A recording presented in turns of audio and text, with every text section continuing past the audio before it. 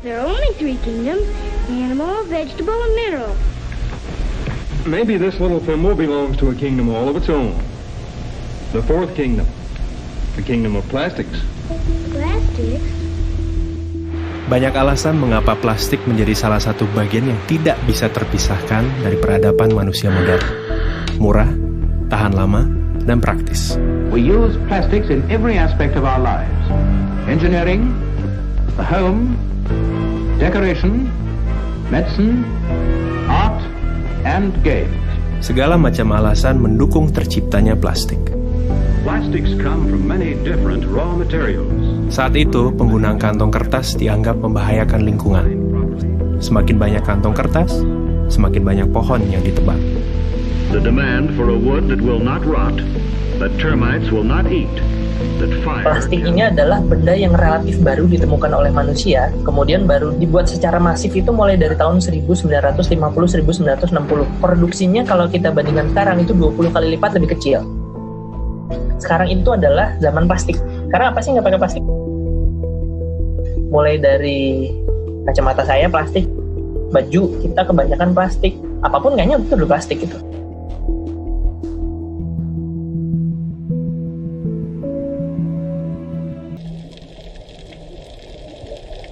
Seiring waktu, plastik yang awalnya adalah barang substitusi untuk menyelamatkan lingkungan, berubah menjadi polutan.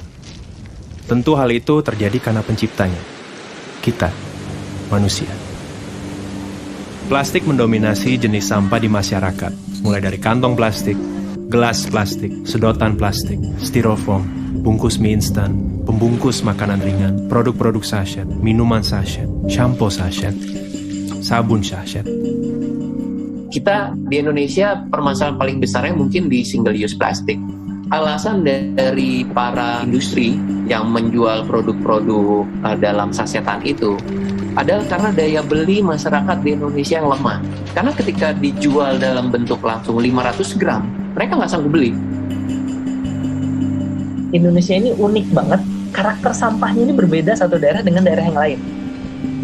Mayoritas sampah di ibu kota dikirim begitu saja ke TPA gitu, dan setiap 2 hari sampah ibu kota Jakarta itu bisa membangun satu candi Borobudur banyaknya.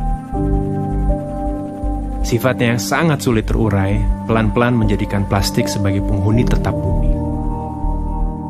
80% sampah itu berasal dari kegiatan yang ada di darat, 20% berasal dari kegiatan yang ada di laut. Bahkan di Palung Mariana, di sana udah ditemukan sampah plastik. Berarti sampah plastik itu ada di tempat yang banyak orang sampai tidak pernah ada orang masuk ke dalam sana.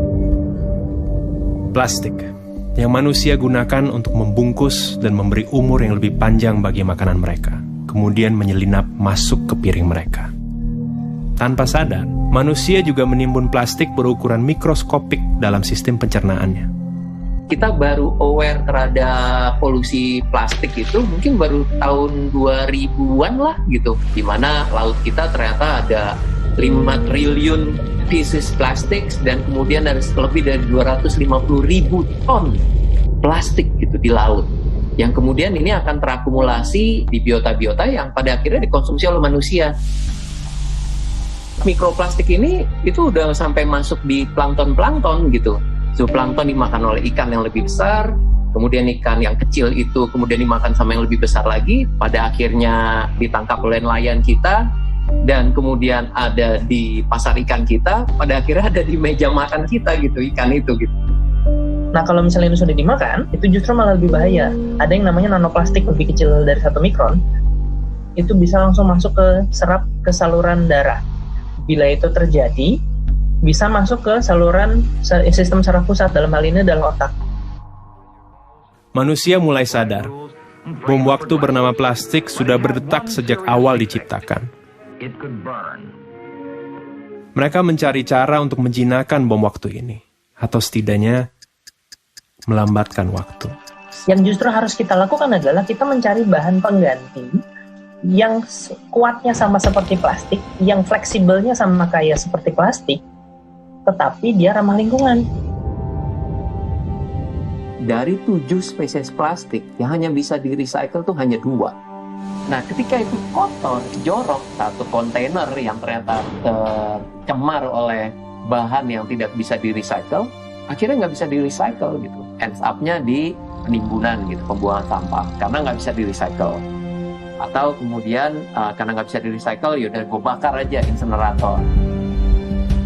Permasalahannya adalah masalah tata kelola, khususnya juga di Indonesia. Kalau kita menggunakan instrumen kesadaran gitu ya, harus sadar dulu, itu butuh waktu yang lama, sedangkan sampah dan masalahnya itu sekarang gitu. Jadi setiap orang itu wajib memilah sampah, itu namanya wajib, ya harus ada konsekuensi kalau tidak dilakukan.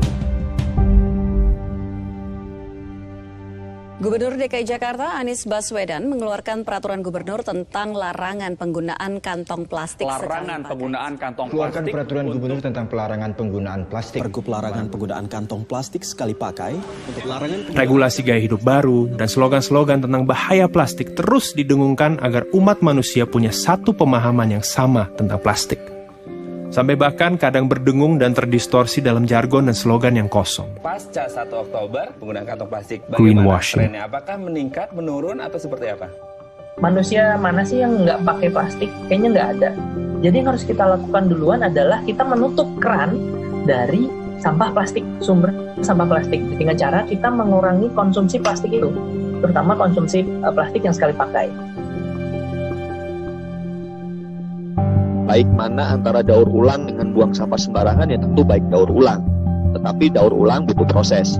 Baik mana daur ulang dengan pakai ulang, ya lebih baik pakai ulang daripada kita kemudian melakukan upaya proses daur ulang, ya lebih baik kita pakai ulang.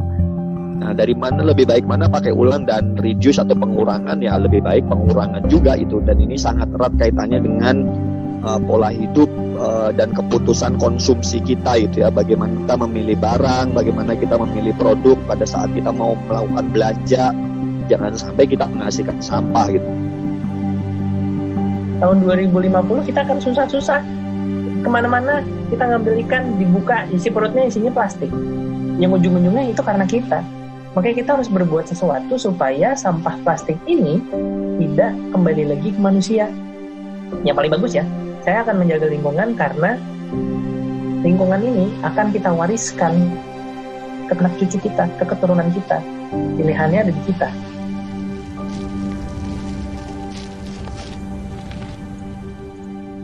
Ke informasi selanjutnya, wabah virus corona mulai Berbagai virus corona berdampak positif terpapar corona. Social distancing. Social distancing pickup impact of social distancing. Sampai dengan film ini dirilis, kita sedang terancam oleh pandemi COVID-19. Pandemi membuat manusia mengambil jarak dengan sesama, juga dengan plastik. Penggunaan plastik menurun karena manusia hanya diam di rumah. Di Jakarta, terjadi penurunan jumlah sampah hingga mencapai 620 ton per hari. Di Bogor, penurunan jumlah sampah mencapai 100 ton per hari. Now the coronavirus has taken over as the biggest worry for many, as air pollution has dissipated. So yes, we are seeing significant emissions reductions. Kualitas udara di Indonesia, khususnya kota Jakarta, jauh lebih bersih lantaran adanya wabah virus corona. Polusi udara di China justru berkurang drastis. The ozone layer of our planet is now healing.